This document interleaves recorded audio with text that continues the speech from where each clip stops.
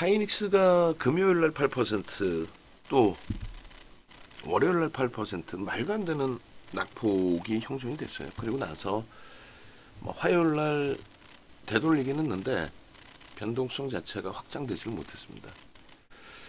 3월 달에 3월 포트폴리오 넣어놓고, 그러니까 뭐 계속 주력 포트폴리오였죠.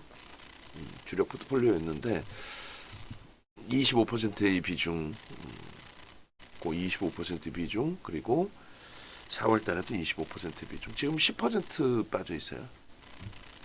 2월 말 종가 대비해서도, 또 3월 말 종가 대비해서도 10%씩 빠져 있습니다. 굉장히 큰 조정입니다, 사실상. 그렇죠. 그래서 일단은 과연 이제 하이닉스의 기준에서 주도력을 가져가는 흐름을 보여줄 수 있을까? 그게 가장 중요한 관건이겠죠. 뭐 미국 증시의 반등, 또 일본 니케이 지수의 반등, 그리고 국내 증시의 반등 쪽의 기준에 주도주 역할을 할 수 있는 쪽, 그거는 역시 삼성전자, 하이닉스, 그리고 현대차밖에 없다라고 설명을 드릴게요. 뒷부분에 설명 쭉 드리겠습니다. 지금 1월 6일자의 기준인데 그때보다 더 깨져 내려와 있죠. PER, PBR이 뭐 말도 안 되는 상상을 초월하는 저평가 상태에 지금 놓여져 있는 상황입니다. 제일 중요시 놓고 보셔야 될 부분이 이겁니다. 일단은 지난 23년도의 실적이 영업이익이 적자 7조예요. 영업이익 적자 7조. 영업이익 적자 7조인데 24년도에 23조의 순이익 영업이익을 냈어요. 23조. 그러니까 예상치도 8조 정도, 6조, 8조 정도였는데 23조를 냈습니다. 상상을 초월하는 실적을. 이 실적은 사상 최대치 실적입니다. 그런데 여기가 피크 아웃이어서, 그러니까 여기가 실적의 정점이어서 실적이 꺾여져 내려간다 라고 한다면, 그렇다면은 주가도 선반영돼서 조정을 받겠죠. 근데 그게 아니라 25년도, 26년도에 내리 실적은 상향입니다. 그러니까 피크아웃이라고 할 수가 없는 위치란 말이에요. 그럼 결론적으로 우리나라에서 가장 많은 영업이익을 내는 종목군의 기준에 그 실적을 바탕으로 형성되어 있는 펀더멘탈적인 분석, PER, 저런 저평가가 지속될 수 있을까? 불가능하죠. 저평가는 분명히 해소됩니다.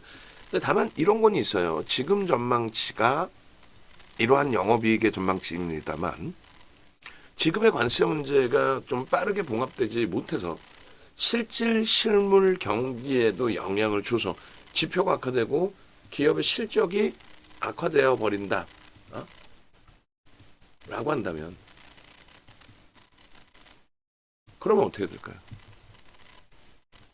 그러면 저 실적 부분이 전망치가 축소가 되고 악화가 되겠죠.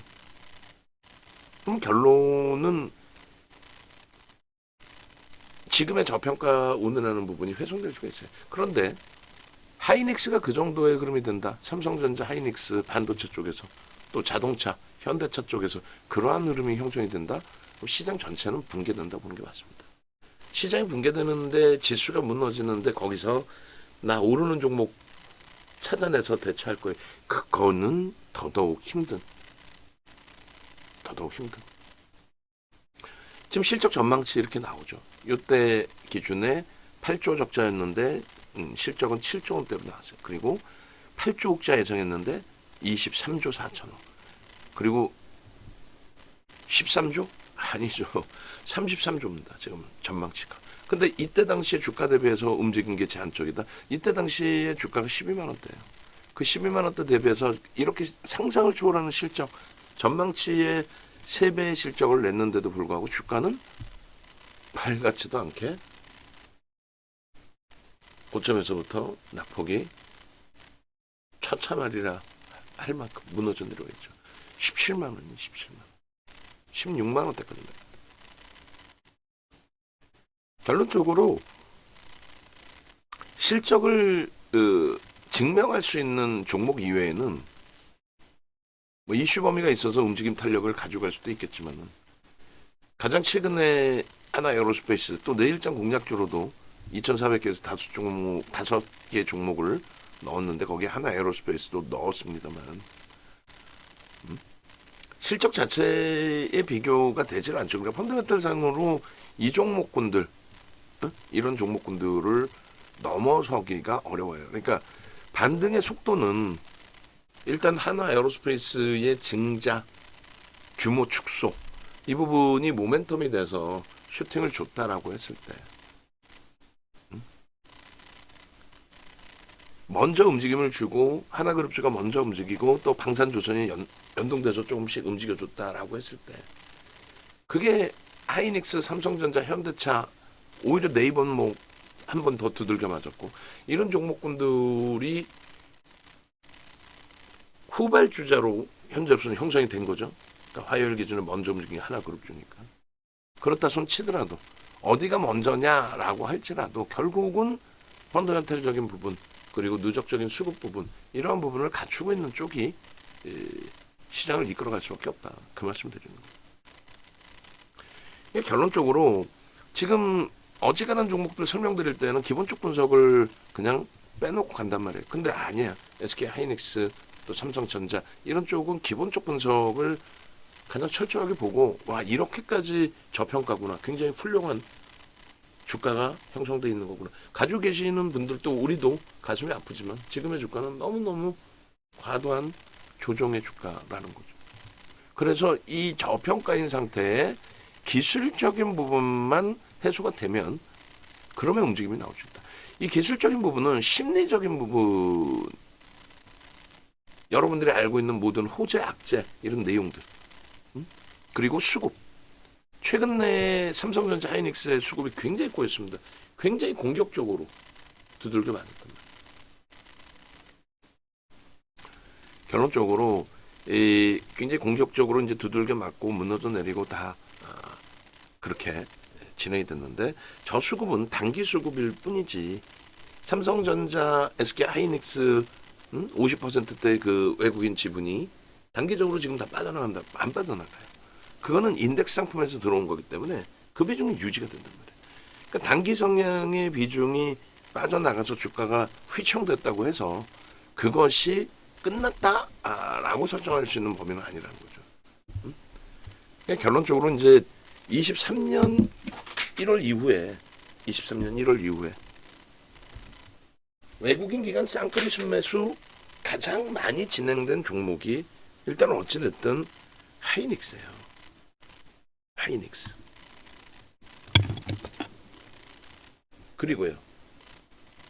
그리고 현대차나 삼성전자도 만만치는 않습니다. 근데 기관 쪽이 관망 혹은 소폭의 매도 기관 투자자가 그래서 쌍끌이에 현대차는 저기 들어와 있고 삼성전자가 안 보일 뿐입니다. 우선준 들어와 있죠.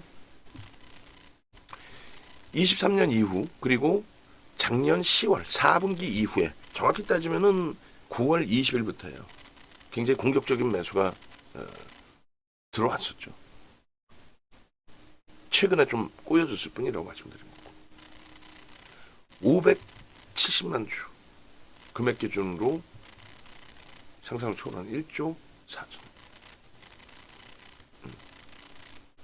결론은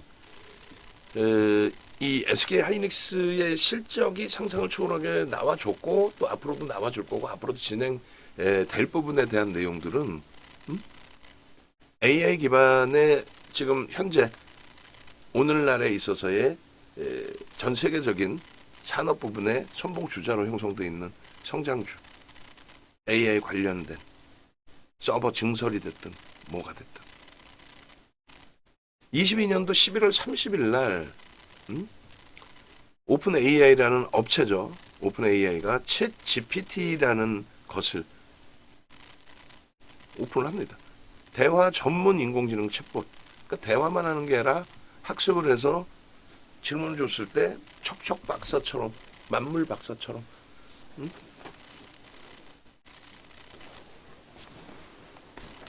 전부 다 대답해주고 그 학습 능력을 차곡차곡 쌓아나가기 위해서는 반도체가 필수적으로 필요할 수밖에 없죠. 고사양의 GPU. 그래서 이게 지금 언제까지 AI가 시장을 주름 잡을 것이냐. 지금 미국에서 트럼프 대통령이 연준에 또 강력한 압박을 넣고 있죠. 금리 인하를 하라고. 근데 금리를 급격히 인하해야 될 만큼 경제 지표가 최악의 상태로 훼손이 된다면, 그렇다면은 그건 심각해져요.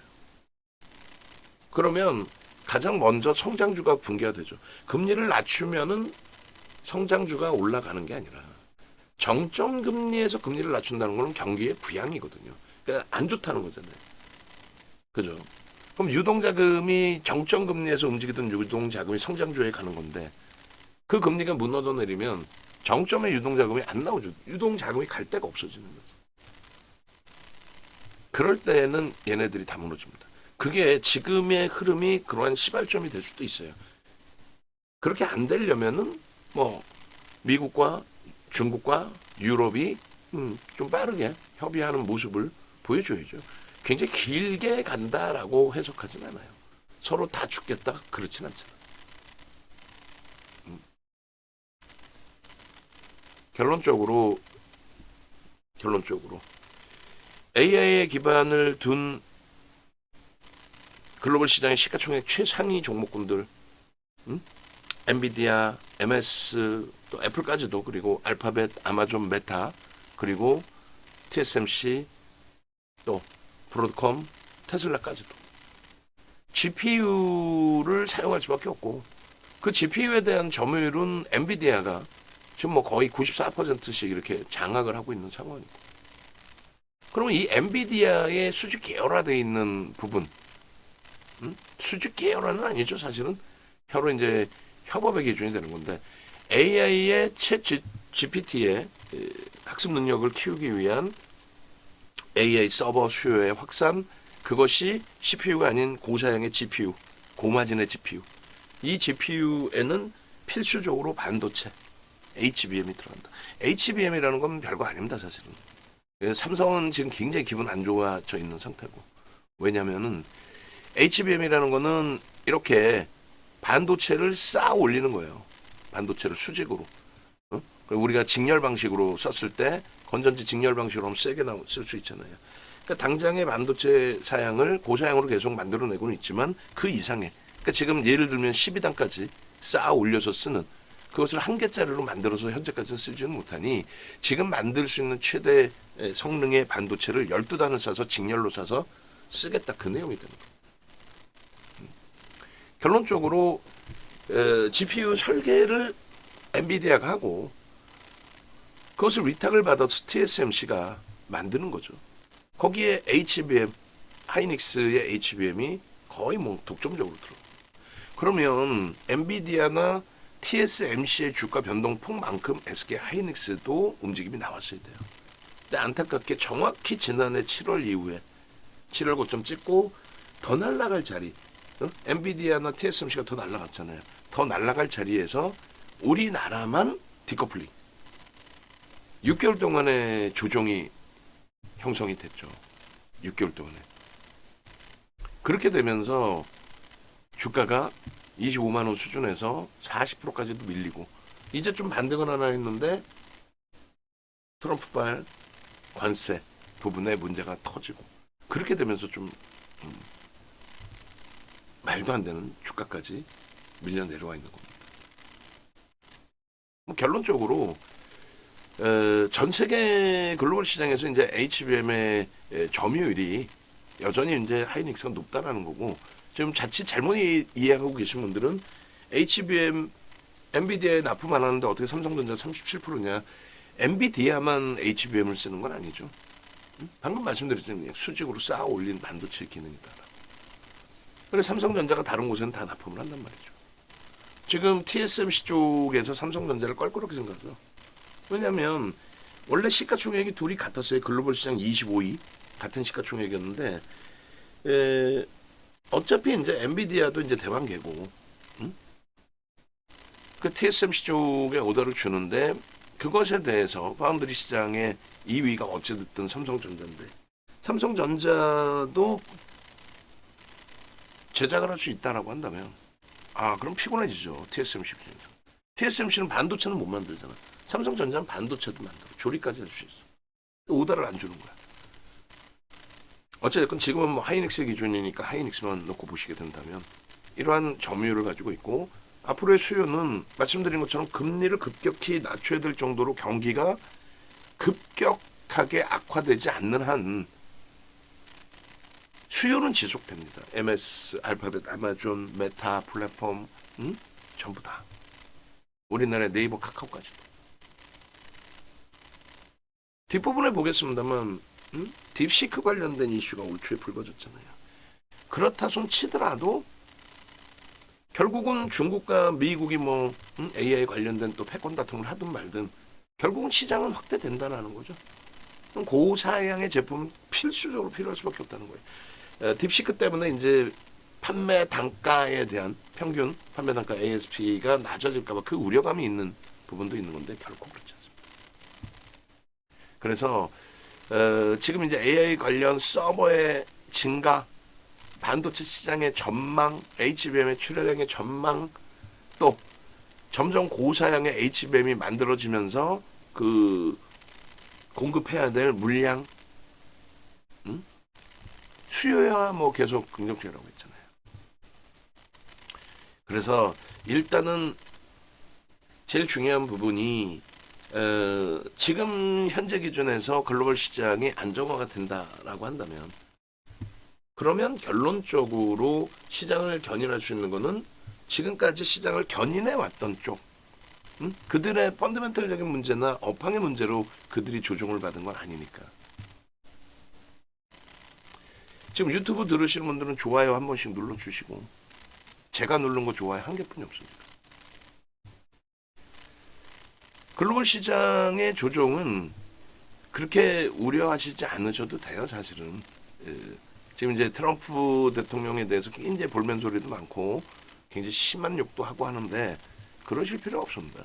이게 이제 트럼프 대통령 1기 행정부 때 주가 흐름인데 뭐 상당히 긍정적으로 잘 흘러갔고요. 그리고 2기 바이든 대통령 정부 때 이 정도 움직였다가 결국은 이러한 조정, 깊은 조정도 있었단 말이에요. 기억해 보면 바이든 대통령 때도 탄소 배출권 가지고 글로벌 시장을 굉장히 괴롭혔어요, 사실. 좋게 들으면 친환경에 관련된 아주 좋은 내용이지만 그렇다고 해서 자본주의 시장에서 대처할 수 있는 대체 에너지도 제한적인 상태에 전통 에너지를 굉장히 과도한 세금을 물리게 한다거나 이런 건 아니죠. 여러 가지 뭐 겹쳐져서 조정이 나온 건데 지금 뭐 여기서 이 떨어지는 각도가 좀 충격이긴 한데요.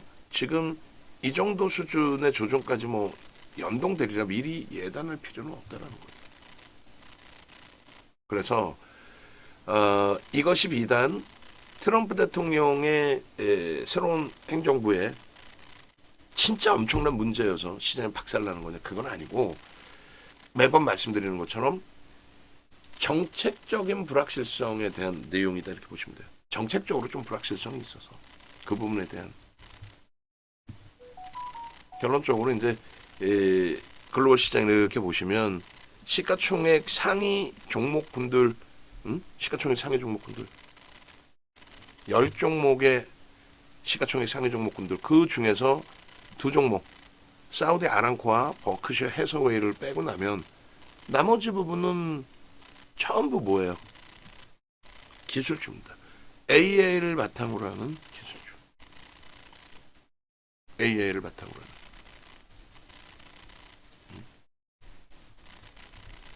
결론은 이러한 그 애플, MS, 엔비디아, 아마존, 알파벳, 메타 플랫폼, TSMC, 테슬라, 브로드컴 이런 종목군들이 되살아나줘야 되는 거고, 뭐 당연히 그렇게 되리라 보고 있고, 안정화가만 된다면.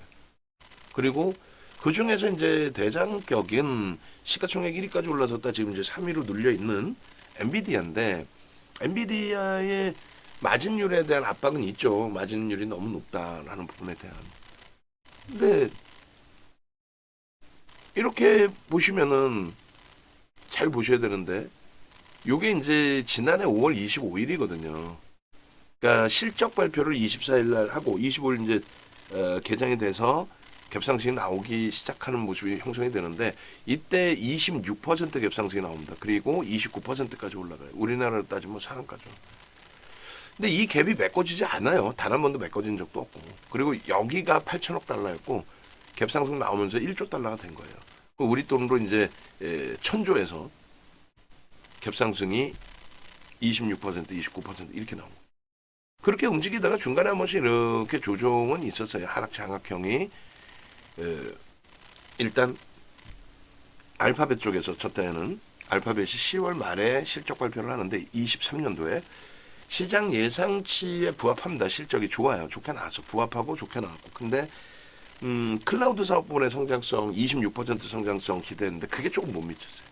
그러면서 알파벳이 이제 9% 빠지고, 그리고 이제 시가총액 알파벳이 그때 3위였고요. 시가총액 2위 MS가 챗 GPT를 가지고 있는 거잖아요. 오픈 AI를. MS는 오히려 이제 성장성이 클라우드 사업 성장성이 확인되면서 시가총액 2위는 4%까지 올랐단 말이죠. 어쨌든 공격적인 투자를 더 단행하겠다라고 해서 이제 엔비디아 쪽은 더 탄력을 받을 수 있는 계기가 될 수 있었던 거고. 두 번째 기준의 조정은 24년도 이제 1분기인데 메타 쪽에서 실적이 역시 부합합니다. 그런데 우리는 아주 공격적인 AI 투자에 집중하겠다. 아주 공격적으로 AI 사업에 투자를 하겠다. 그 내용이에요. 그 내용 가지고 곤두박질 쳤다가 뭐 엔비디아 같은 경우는 오히려 이제 호재성의 인식이 잡힌 거죠. 그리고 이제 정점 논란에서 이렇게 흘러가다가 꼬리를 따뜻 돌렸어요. 그러니까 엔비디아 자체 펀더멘털적인 문제는 없어요. 11센트 수준에서 실적이 90센트 수준으로. 근데 주가가 뭐 8배 이렇게 올라온 건 아니잖아요. 저평가는 아니에요. 저평가는 아닌데 주가가 올라온 것만큼의 실적은 가시적으로 이렇게 상상을 초월하는 실적 개선폭이 나왔다. 이게 말이 됩니까? 주당 순이익이 10센트에서 90센트 수준으로 올라왔다라는 게 어마어마한 겁니다. 그래서 꼬리 달고 돌리고 신고가의 기준을 뭐 지난해 11월 달에도 다시 한번 갱신을 해주고 올해 1월 달에도 또 한번 신고가를 갱신해주고. 근데 3월 4월에 좋은 흐름에서 3월 4월에 무너지고 이 갭을 메꿔버린 요 흐름은 엔비디아의 자체적인 문제가 아니라 결론은 새로운 정부의 정책에 대한 불확실성 때문이라는 거죠. 그래서 이 정책 불확실성만 해소되면은 다시금 대장주로서의 흐름이 나올 수밖에 없다.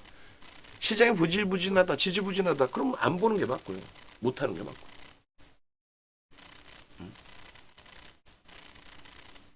시장이 돌려질 수 있다. 정책적인 부분이 얼마든지 조절이 되는 거 아니냐. 돌려질 수 있다. 라고 한다면 최우선순위를 이쪽을 보는 거예요.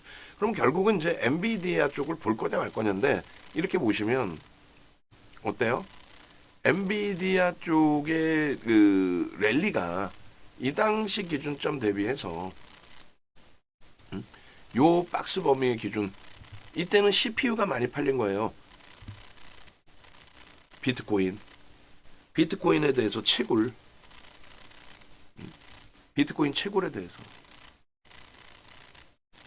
결론적으로 비트코인 채굴을 하고 고사양의 반도체가 필요하고 그래픽 카드가 필요하고 그렇게 되면서의 흐름이었는데 이때는 뭐예요?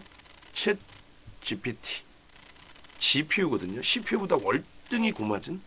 근데 로그 차트, 퍼센테이지 차트로 놓고 보시면 그닥 CPU가 잘 팔렸을 때 대비 GPU가 잘 팔렸을 때 상승률이 그렇게까지 뭐 어마어마하게 긍정적이진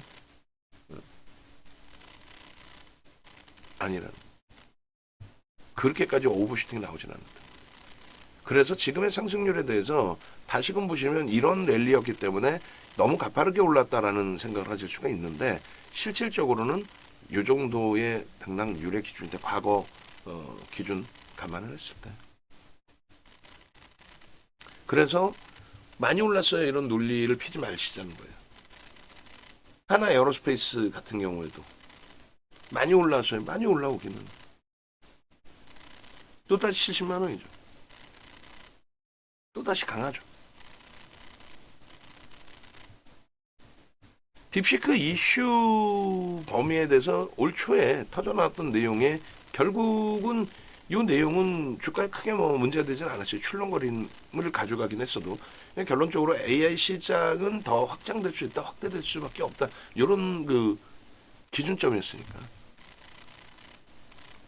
잘 돌리는 과정에서 3, 4월 달. 근데 4월은 이제 뭐 스타트니까 이제부터 잘 잡혀주면 됩니다. 시원시원한 시장 반등은 나오지 못하고 있는데 그래도 부정적이진 않아요. 또 실적에 대한 전망치가 아직까지는 훼손되지는 않았습니다. PBR 뭐 역사적인 최저점 5배가 깨져 내려가 있는 역사적인 최저점이고요. PBR 같은 경우에도 굉장히 낮은 지금 1.2배 뭐 이게 말이 됩니까?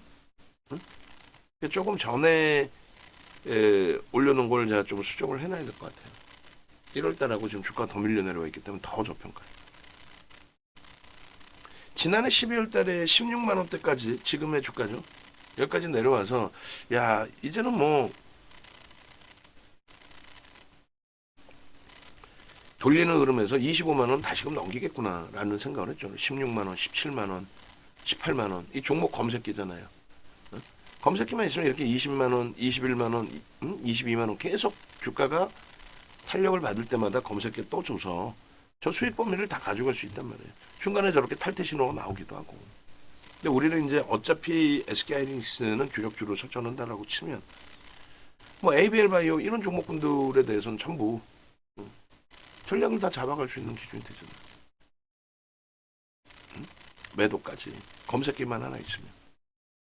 하이닉스의 이 매집의 규모는요.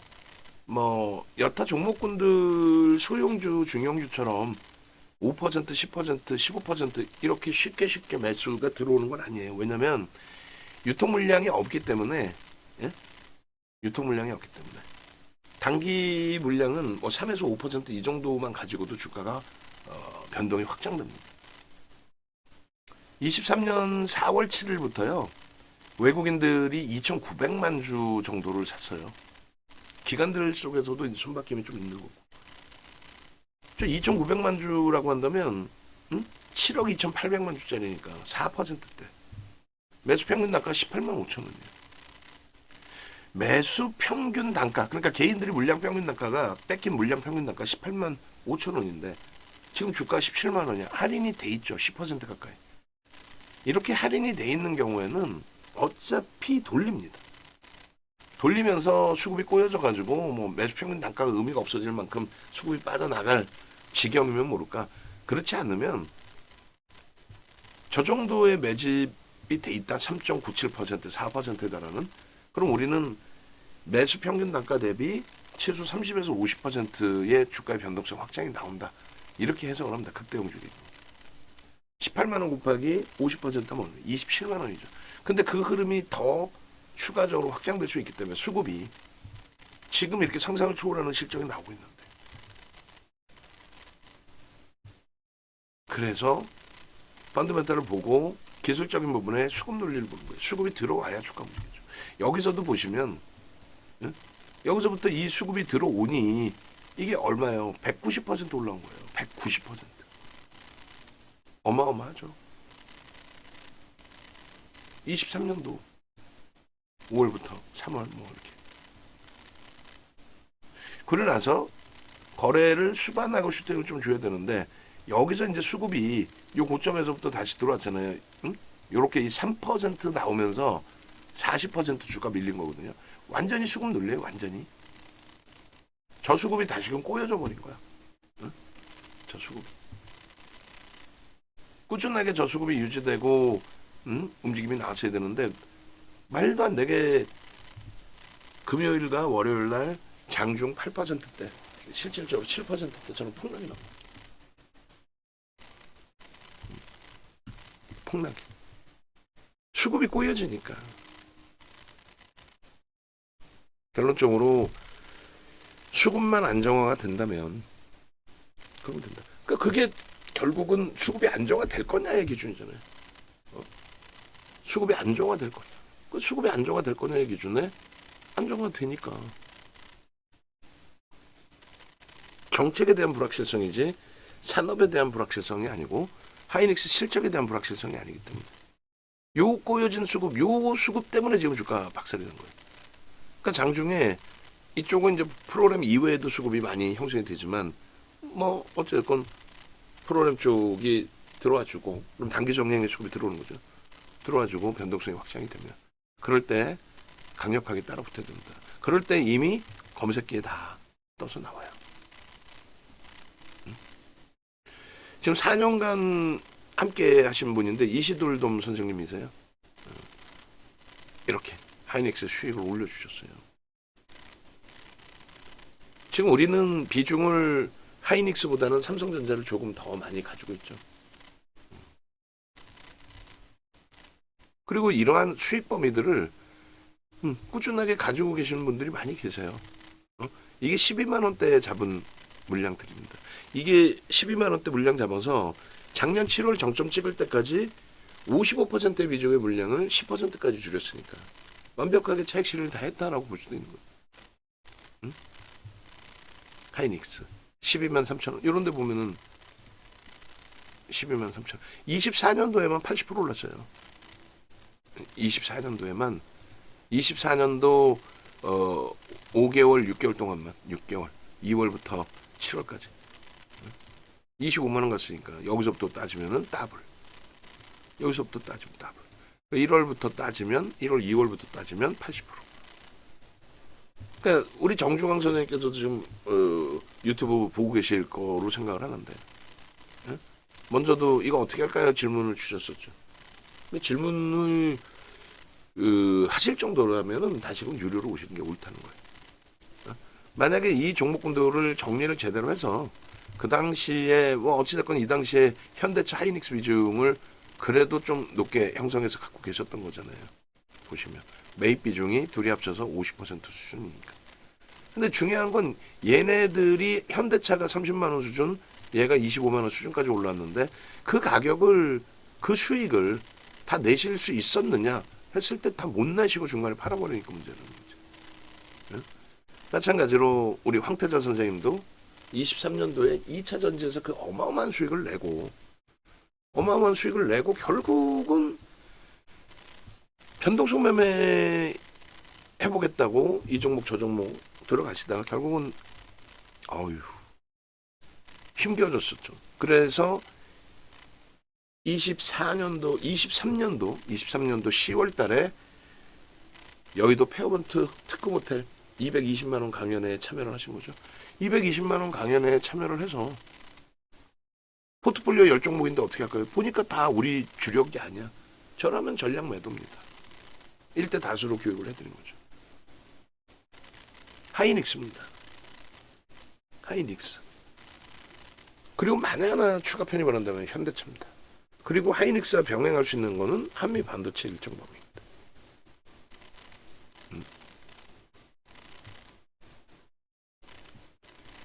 그래서 이러한 주력주에 대한 전략 부분에 대해서는 여러분들 스스로가 자신감을 갖고 대처할 수 있는 기준을 설정할 수 있어야 돼요.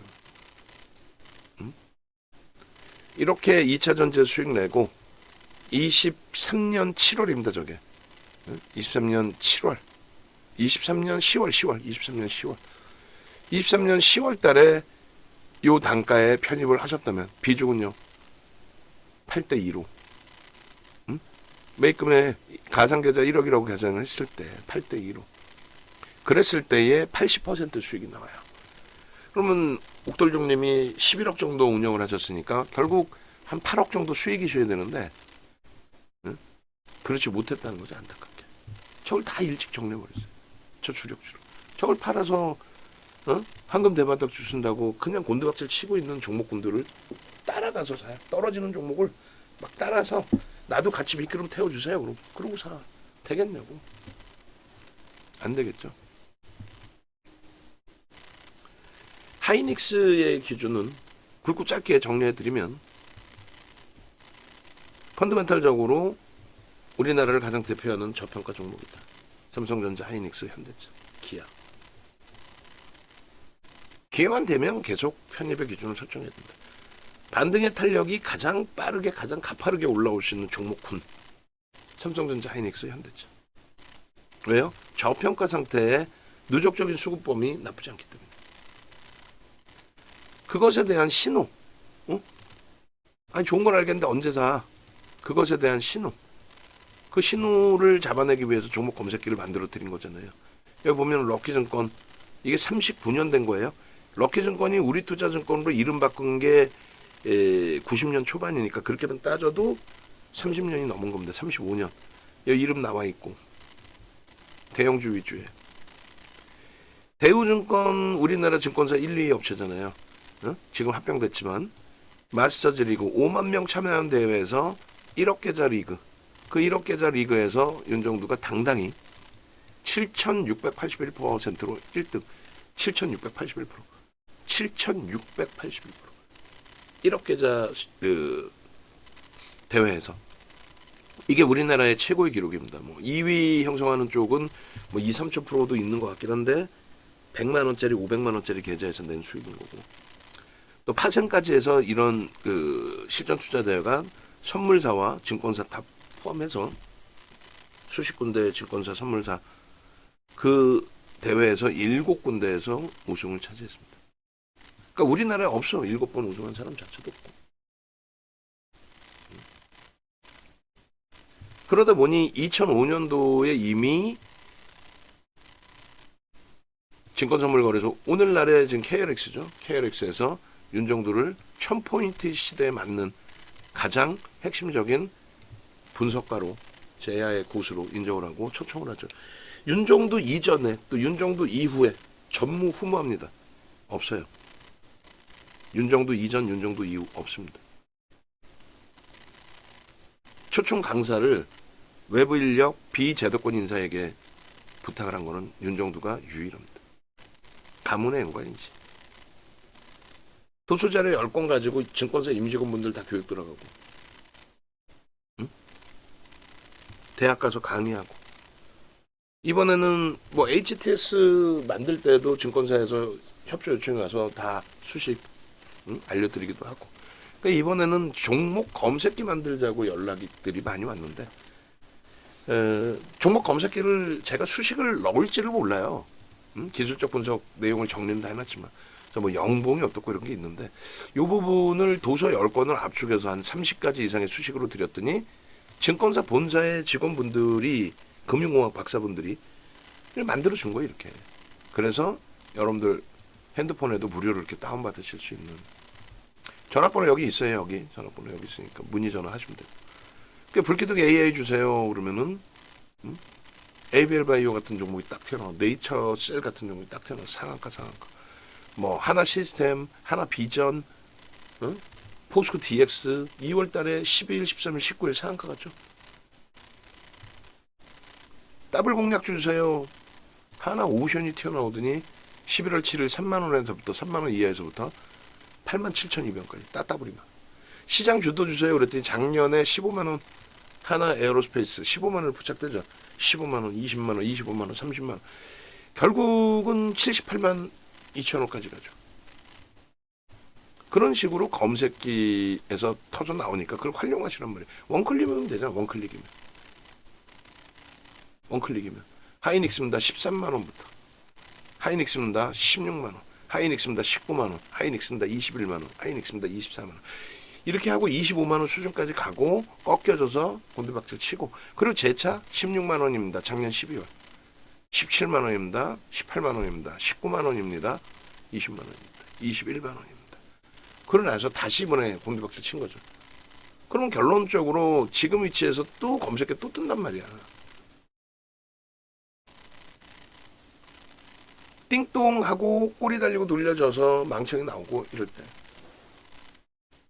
검색기 활용해서도 들여다보셔도 되고, 아니면 여러분들이 공부를 스스로 하셔서 들여다보셔도 되고.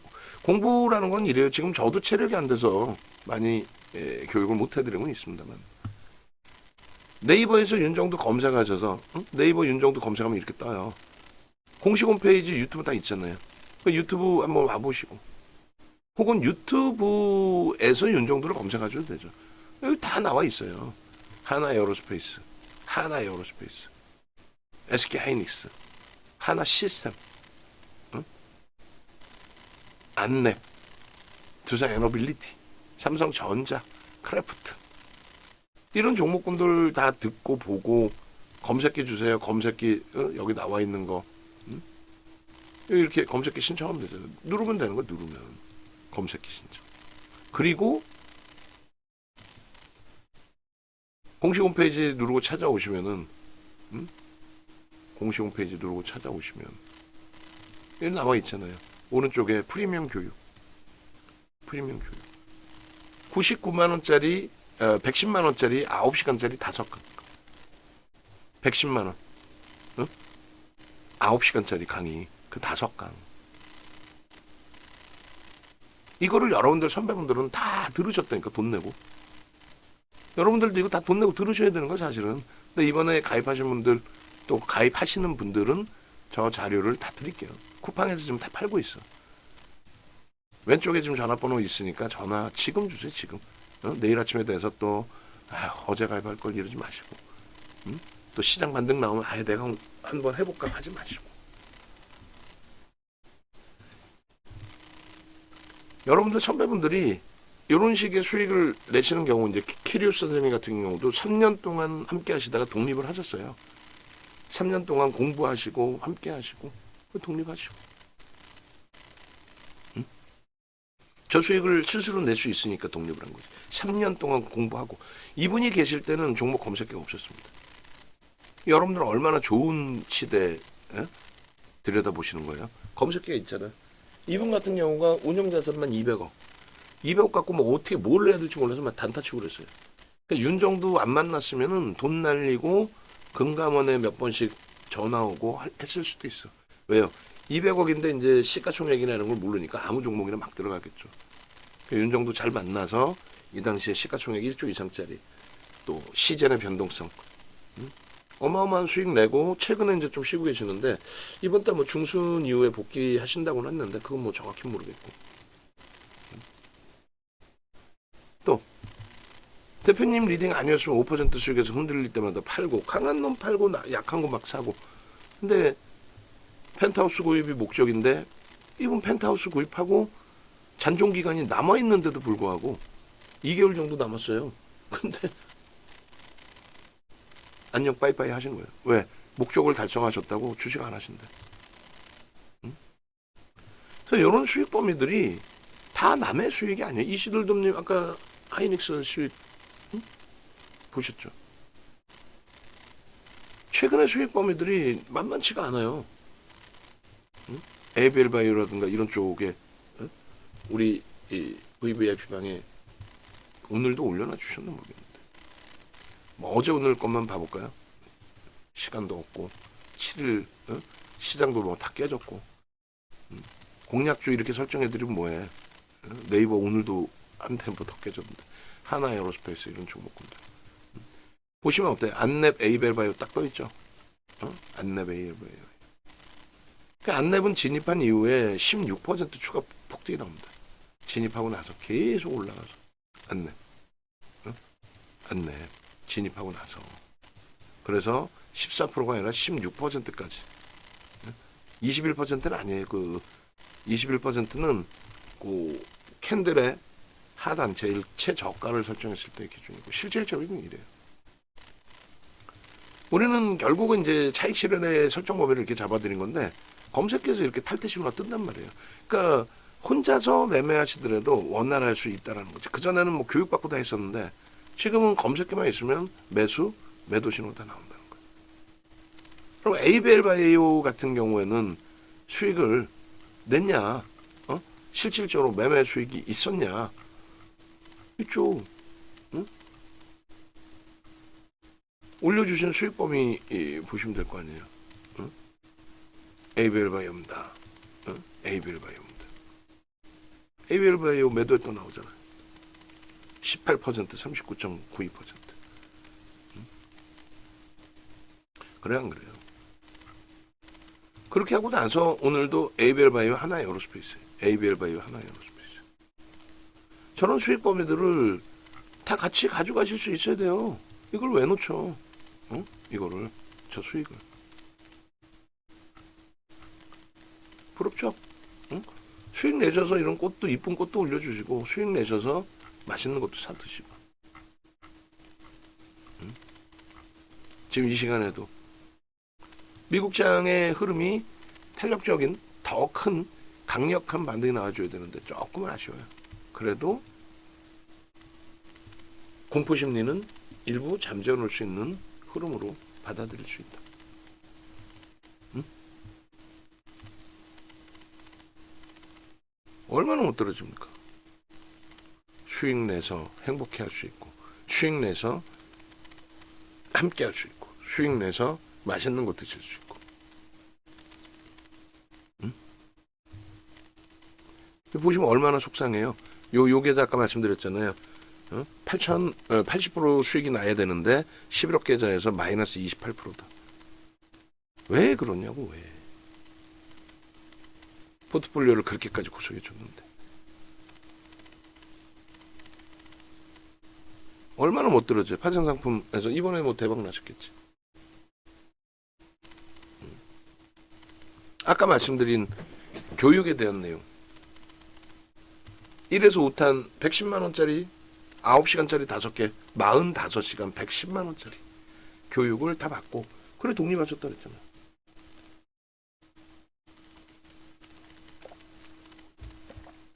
케빈님 같으신 경우에도 지속적인 수익 범위, 문단님 같으신 경우에도 3억 계좌 가지고 시원하게 1년 가입비 딱 내시고 그러고 나서 스스로 공부하고 그러고 나서 3개월 만에 3억에서 30% 수익 내서 1억 인출하시고 공부를 이렇게 했어요. 공부를 이렇게 하니까 저수익이 다 나오는 거지.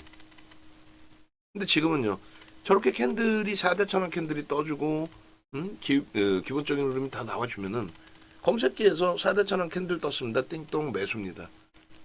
이동평균선의 우상향이 나오면은 띵동 우상향이 나왔습니다. 편입입니다. 그런 식으로 움직임이 다 나온 거예요. 현재 기준에 전소구형이 다 뜬 거예요.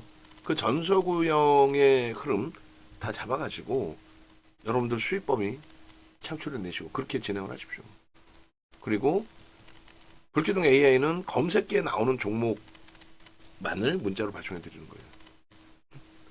그리고 VIP 방은 포트폴리오의 구성이죠. 그리고 자산이 1억 이상이신 분들께서는 필히 VVIP 방, VVIP 방에 일반적으로 2+1을 가입을 하시고 그리고 나서 이제 1년으로 연장을 하시는 거죠. 그럼 굳이 뭐 자산 규모 있으신 분들은 2+1을 걸치지 않고 1년으로 오셨다가 도저히 안 맞는다 그러면 탈퇴하시는 거고 할인 받을 만큼 받으셔서 가입하셔야죠. 전화번호 왼쪽에 있습니다. 지금 이 장에서 며칠 있다가 땅을 치고 후회하지 마시고 주력주부터 채운다. 그리고 변동성 매매 기준에 ABL 바이오든 하나 에어로스페이스든 전부 검색해서 잡아내서 수익 내면 된다. 여기까지입니다.